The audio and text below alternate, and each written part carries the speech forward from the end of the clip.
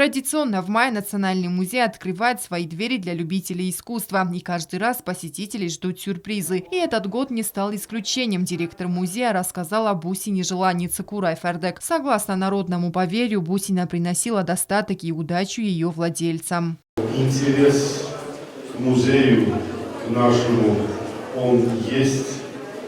И совершенно однозначно могу сказать, что этот интерес для нас является стимулом к тому, чтобы больше стараться. Я приветствую вице-премьера Алана Владимировича Джиуева.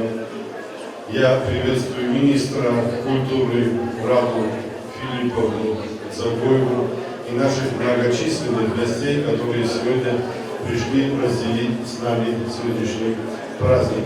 Ночь музеев – международная культурно-образовательная акция, в ходе которой музеи и другие учреждения культуры работают до позднего вечера. Уникальная ночь, когда все двери открыты, сам формат мероприятия создает необычную атмосферу. Именно это привлекает большее количество посетителей, чем в обычные дни.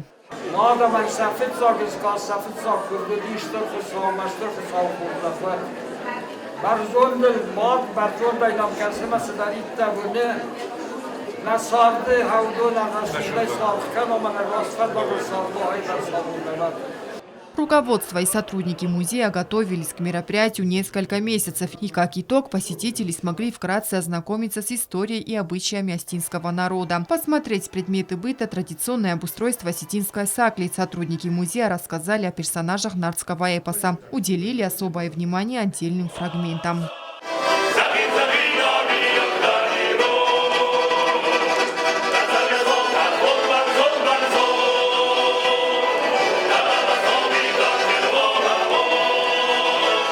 Традиционно посетители музея угощали осетинскими пирогами. Анжела Кукоева, Елена Газаева, Заур Устаев, Зарема Арсоева. Информационный выпуск сегодня.